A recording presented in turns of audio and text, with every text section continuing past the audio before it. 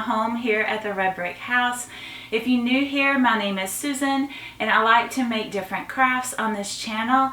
And today we're starting to get into the fall vibes. At least I am. I am so ready for fall. It's been a long, hot summer, and it's going to continue to be hot here at least until, December probably. And so anyway, I want to start working on gifts that I might give as either fall gifts or Christmas gifts. And if you're a crafter, you know that about mid-year, depending on how many things you want to make for people or what plans you have, it's time to start working on gifts if you choose to do that, which I like to do some crafty gifts for Christmas. I don't always do that. Sometimes I do, sometimes I don't. If I have an idea in my head or I have an idea that I think someone in my family or a friend of mine would really love, then I will try to make that for them. So this year I am wanting to give my sister some coasters that I want to make out of this fabric. We were together at Joann's like last Christmas probably. This is, I'm filming this at late summer 2025, and we found this bundle of fabric back at Christmas time, like after the fall season had ended, and it was on sale. And she liked it and I liked it, and they only had one bundle. And she was like, so you do more crafts than I do, so you take it. And so I bought it, and so I thought it would be really, really fun to make her some coasters for the fall. She loves coffee. You could also use these for anything, but because they do have little coffee prints on them and sayings, I think it's really cute and it's really fitting. And so I might even make myself a set as well. That way we both have a sister's set of the same thing. I think it'd be so much fun. So anyway, I want to make these quilted, and I'm not sure yet how I'm going to finish them off, but I have an idea kind of in my head of how I want them to look. So we'll see how they turn out. Okay, let's open these up and look at them in their glory here, because I have not even opened them yet to see what the, what the whole fabric looks like. It's kind of hard to tell when you can only see a corner. So let's take a look at this one. It's just an adorable little cappuccino print.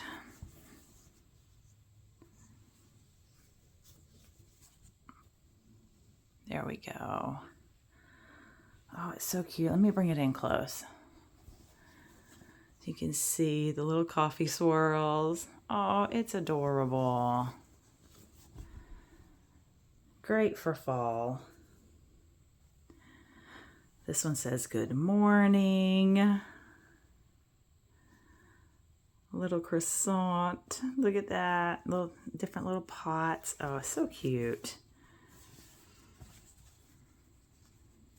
I think these are going to make a great little like tea cozy or coffee cozy. I don't know, whatever you want to call it.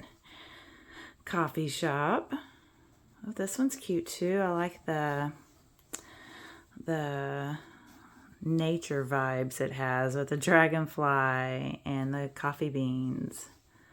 That's really cute.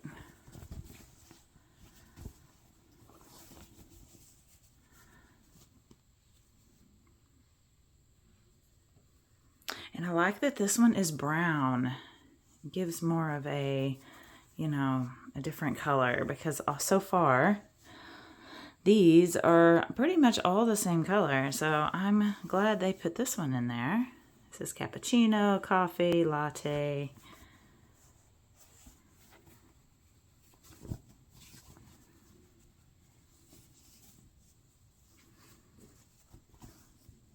Bring it in close.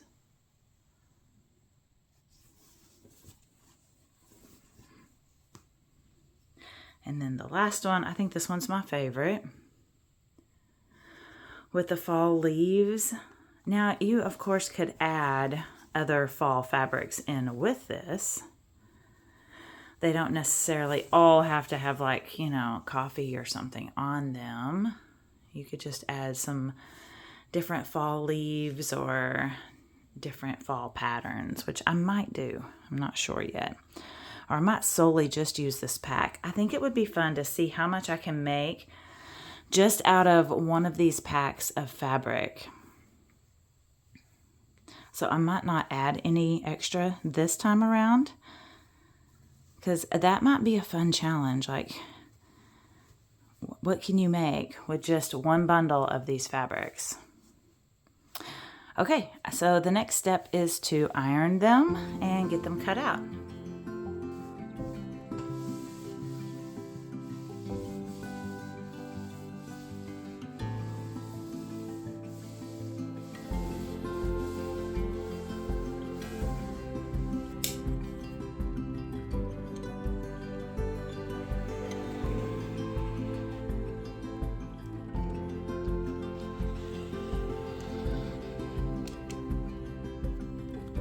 Okay, now I have about 10 squares cut out here. I just cut out 2 of each of them. I'm not sure yet exactly how I'm going to assemble them, which ones I'm going to choose, or I might just do all of them.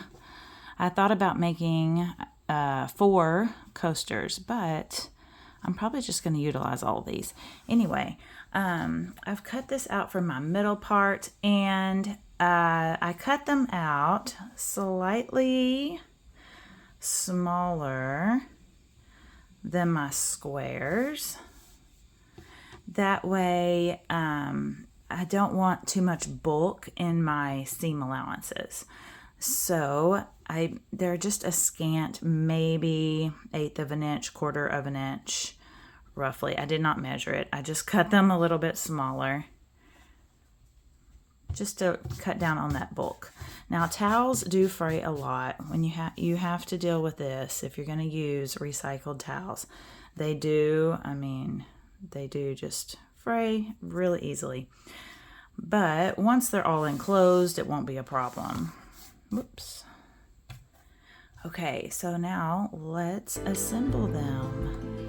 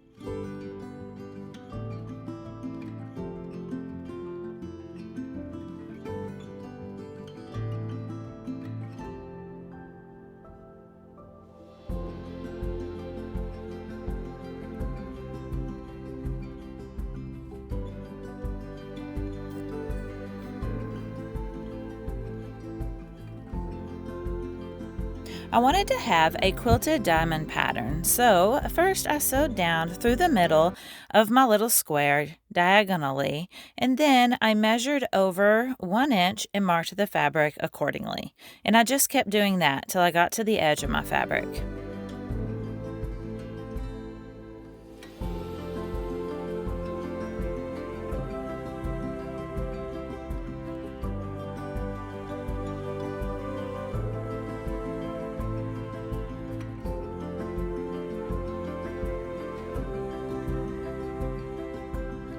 To keep my sewing line straight, I just did my best to keep my eye on that first guideline, keeping it as straight as possible.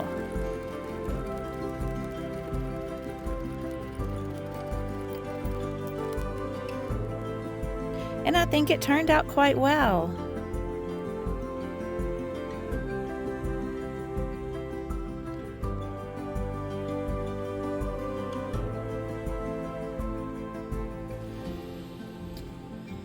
Okay, so to do the little binding around here, I'm going to use a pre-made bias tape, and I'm going to use red. I do have a cream here as well, but I'm going to use the red. My sister likes red, and so I think it will look really cute with this project. And so I'm going to, I know this is not going to be like, you know, what quilters would do. So if you're thinking that, I'm going in kind of a different direction. I'm not even going to sew it on the way bias tape is typically sewn on. But I want these little coasters to have a rounded edge rather than a like squared off pointy edge. And so what I'm going to do is I'm just going to wrap this around here. And then I'm not going to worry about the corners right now. I'm just going to leave space there for the corner, and then I'm going to keep going, pinning this in place. And then I'll address the corners here when I get to the end. Tail. Okay, and so what I'm going to do in these corners is I'm just going to treat them kind of like a pleat. So I'm going to bring it together.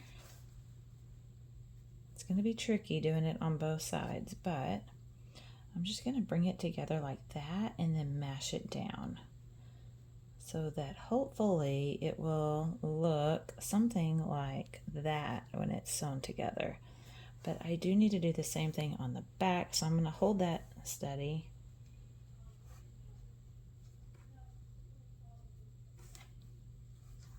Make sure my fabric doesn't come away from the edge. And then I'm going to bring that together and just mash that down too. So now I have this pleated edge on my corners. I might just leave these sticking out. It's going to be dangerous. Sewing's a dangerous job because it's too thick for me to point it back in there. And so that's kind of what I want for an edging. So I think I'm going to hand stitch around here because I made one of these and I tried to machine stitch it, and you know, you have so much more control when you are hand stitching than you do on the machine because you can't really see what's happening on the back when you're machine stitching. And so some of these corners look okay. This side doesn't look too bad, but when you flip it over, you can see like this looks pretty bad here. I don't know, the fabric's not folded up right, and it just, I don't know, it doesn't look very nice. So I'm not going to machine stitch these. I'm going to hand stitch them. Okay, I didn't finish this one because I don't like it either, really. I tried something different with this corner, but I don't know. I don't like how that looks. So I'm going to try something different with this one. I'm thinking now I should have sewn these edges. I should have finished them and then quilted it. I think if I did this again, that's what I would do. But I'm going to stitch around this edge, and then I'm going to attempt to do like a blanket stitch embroidery around the edges. First, I'm going to clip off like all these little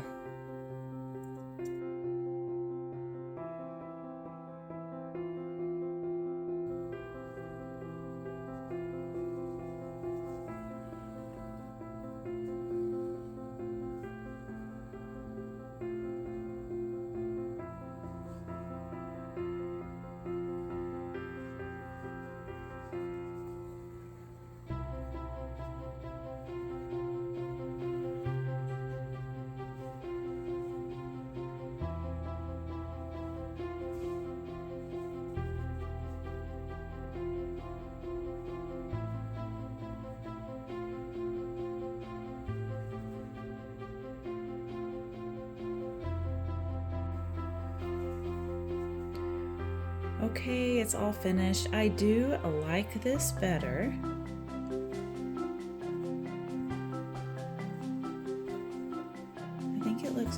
nice like that. I like it much better than these two that I tried. So I'm probably going to take that edging off of there. And I've even thought about doing some crocheted lace around here. I wish I had like a dark brown or a, not really a contrasting color, but just a color that stood out a little bit more than this one does. It really blends in, you know, quite nicely. But anyway, I do have a gold crochet thread that I might do. Like I said, I might do some little crocheted edges on a couple of them. Maybe not all of them. But I am going in this direction. I like this a lot better. Okay, I have finished this one. And I absolutely love it. I love how feminine it looks. How, I don't know, it looks a little bit dainty. I don't know. I just really like it. I think it's adorable. I'm kind of wanting to do that on all of them now because now these look a little plain just having the blanket stitch on them. And my little friend here, Azriel, is joining us today. She's walking around on my sewing table. You see, move that out of the way. Azriel. Azzy, you'd say hi. Azzy.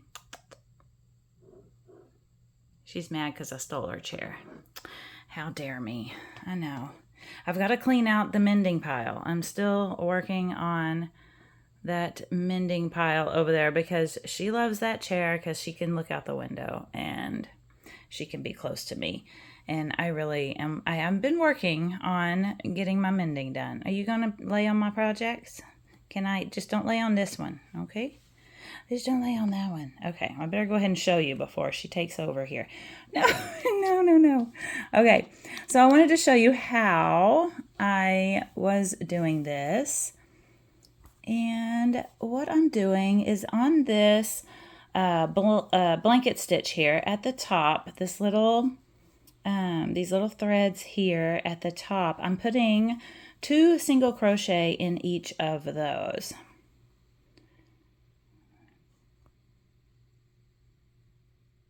This is hard to do on camera because I'm looking through my camera to do this. So if it looks like I don't know what I'm doing, it's because I'm trying to look through my camera to do it. Okay, let's see if I can do it a little better here. Okay, now these are single crochet American terms. So I'm just going to put 2 in that section right there, and you can kind of see it pulls it up a little bit. But once you keep going, it'll lay back down flat. So don't worry too much about like stretching that out or anything. So that's what I'm doing. That's my first go around. Now on the baby blankets I made, like similar to this, I did just like single crochet, and I think I did a half double crochet because it was for a boy and I didn't want it to be too feminine looking. But this little scalloped edge, it's my favorite kind of edging to make, although I would like to try other like crochet lace patterns in the future. I think that would be a lot of fun. But here's how it looks. So I started here. I think it's really pretty.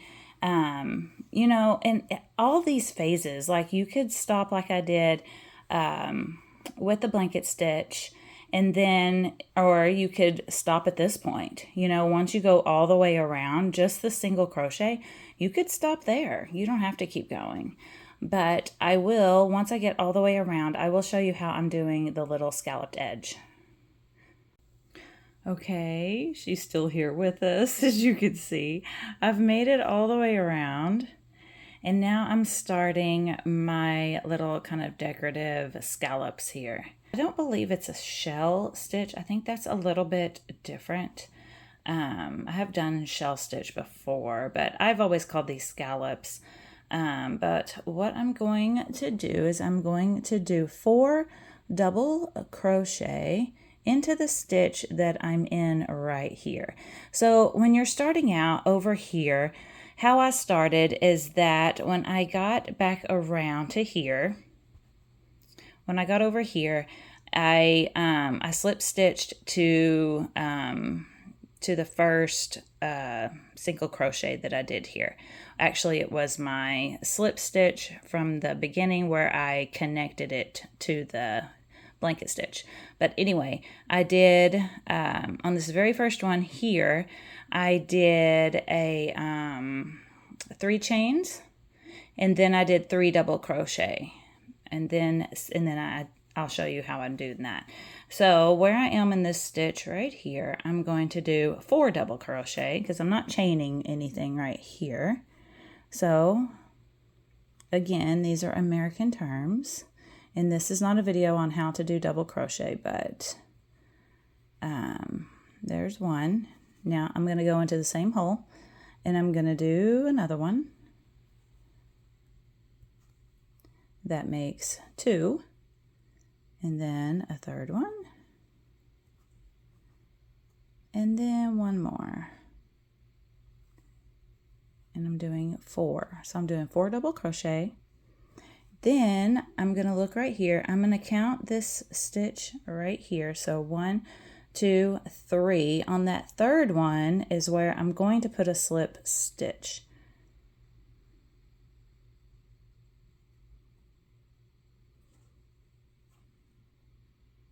There.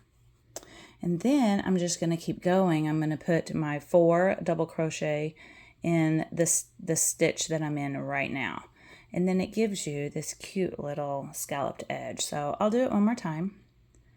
So we're going to go back into there and do 4 double crochet. Sorry, my neighbor's dogs are barking about something. They don't typically bark, luckily, but today something's going on out there in the bushes. I don't know what it is, but they're talking about something. One more double crochet.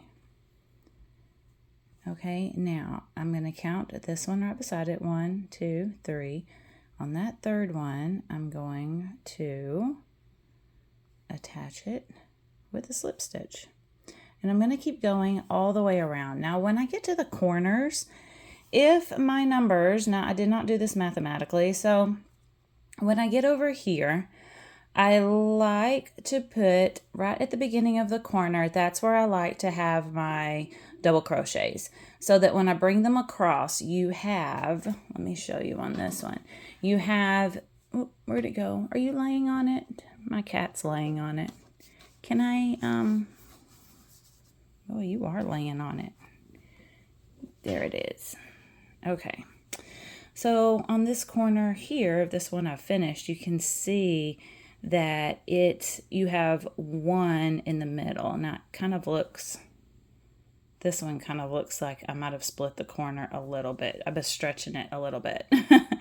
But what I like to do is start my double crochets there. That way I can bring them over around the corner and then slip stitch them down, so that you kind of have a, this is a better example, where you kind of have this little scallop on the corner. That way you're not splitting your corner and having 2 scallops. I mean, you could do that if you wanted to, but I just like the way that this looks better. So I just kind of gauge it. Like I said, it's not proper, y'all. It's not proper crochet. I'm not making patterns here. I'm just winging it like I usually do. And when I get there, that's what I've been doing. I will put my double crochets there. And it's been working out. I really haven't had that much trouble. Okay, here's the finished product. I really think these are so cute. They do seem a little bit big, but I think, this fabric hasn't been washed, and typically when you wash cotton, it will kind of scrunch up a little. So I'm not sure how they'll look then, but everything's bigger in Texas. What can I say? We have big coffee cups here, so I think they're fine. I really like how they turned out. And so next week, I think I'm going to attempt to make like a hot plate, or like a, what's that called? You know, like a trivet, like a hot plate mat, I guess maybe it's called. And it'll kind of be in the same theme and go along with this gift. So stay tuned next week, and I'll be attempting to do that. And here we go. Let's look at them all. They're so cute. I'm happy with how they turned out. Let me know what kind of coasters you've made. I love making coasters. They're just a fun, pretty simple project, and you can make them in so many different ways. And so I hope you've enjoyed this video, and come back next week and we will make a little addition to this gift here. And so I hope you have a blessed week, and I'll see you next week. Bye.